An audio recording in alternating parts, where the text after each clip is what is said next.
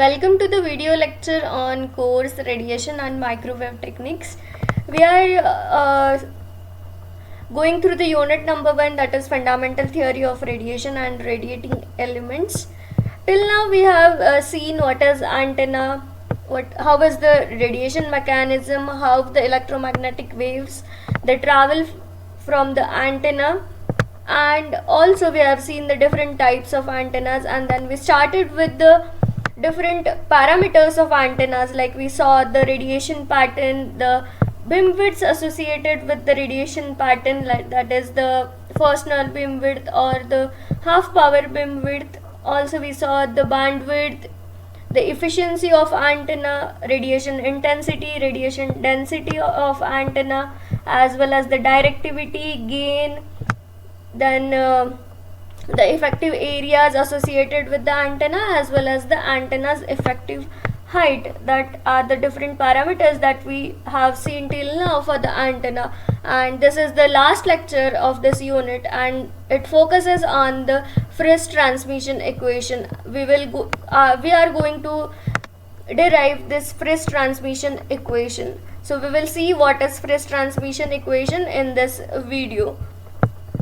So this lecture will be focusing on the Friis transmission equation. So after completion of this lecture, students will be able to relate the transmitted power and the received power by the antenna using this Friis transmission equation. We will be going through the derivation of this. So coming to the Friis transmission equation, this equation, it gives us the relation between the power transmitted by the antenna and the power received by the antenna.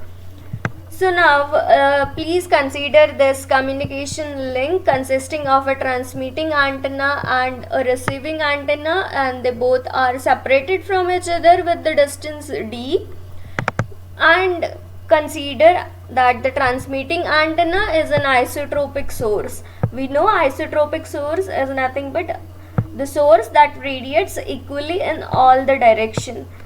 So if it is radiating the power Pt in the free space, its power density that will be received at the receiving antenna is denoted with W0, which is equal to the power transmitted per area. So it will be Pt divided by 4 pi into d square, where you know the d is the distance between the transmitting antenna and the receiving antenna. Pt is the transmitted power and W0 is the power density. But we know the practical antenna, it radiates more in a particular direction. The practical antenna is having the directional nature. Okay, so the directive gain of antenna is the ratio of power density in the maximum direction of the practical antenna to the power density due to the isotropic antenna. Always we measure this directive gain with respect to that of the power density due to the isotropic source.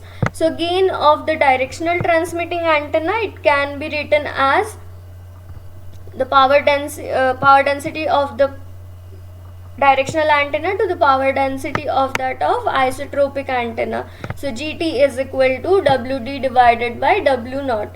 So WD is equal to, now WD here is the power density of the directional antenna. So WD is equal to GT into W0. We know the value of W0 is Pt by 4 pi d square. Putting that value over here in this equation, we get WD is equal to GTPT divided by 4 pi into d square. So now under the ideal conditions, if we consider the receiving antenna is a matched antenna, and if the PR is the power received by the receiving antenna with the effective aperture area denoted with AER, this R suffix denotes the receiving antenna, is given as PR equal to AER into WD.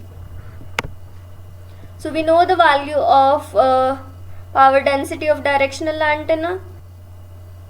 Then the PR is equal to AER into GTPT divided by 4 pi d square. Similarly, now the gain of transmitting antenna is given as gt is equal to 4 pi divided by lambda square into AET. So now we know that this directivity and the effective area, they are related with each other with this equation, that is D is equal to 4 pi divided by lambda square into the effective area of the transmitting antenna. And we also know gain is related with directivity with this one more equation, that is G is equal to K into D, where this K is nothing but the conduction dielectric efficiency. Sometimes it is denoted with ECD or with the K. So now if we consider that this is the lossless antenna, then this, for the lossless antenna there will be no losses, so this K will be equal to 1, so the gain will be equal to the directivity.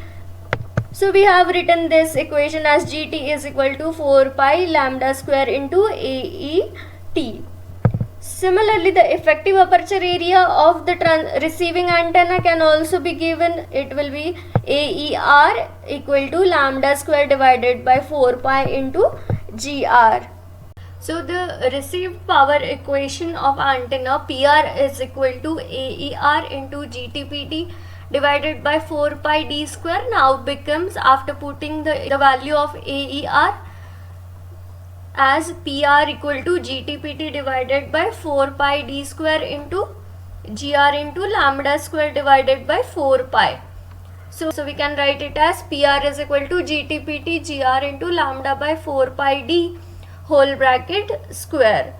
So if we bring this transmitted power at this side of the equation, then it becomes the ratio of received power to the transmitted power, that is PR by PT is equal to GR into GT divided by 4 pi D divided by lambda whole bracket square, and this equation is the fundamental equation for free space transmission. So we have derived the Friis transmission equation, which is giving us the relation between the received power by the antenna and the transmitted power by the antenna. Here this term 4 pi D upon lambda whole bracket square is nothing but the special attenuation, or it is also called as the transmission path loss, and it is expressed in dBs. So if we have to express this received power in dBs, we calculate it as the gain of transmitting antenna in dB plus receiving antenna gain in dB plus the transmitted power in dB minus the special attenuation in dB. So it will be 10 log to the base 10 of PR equal to 10 log to the base 10 of GT plus 10 to the 10 log to the base 10 GR plus 10 log to the base 10 into PT minus 10 log to the base 10 of LS. In this way we have now completed with all the contents of unit number 1. Hope you have understood all the different concepts that we have discussed from lecture number 1 to the lecture number 6, starting with the definition of antenna to the derivation of the relation between the transmitted power and the received power by the antenna, that is the Friis transmission equation. So stay tuned for the further lectures on the further units. Thank you.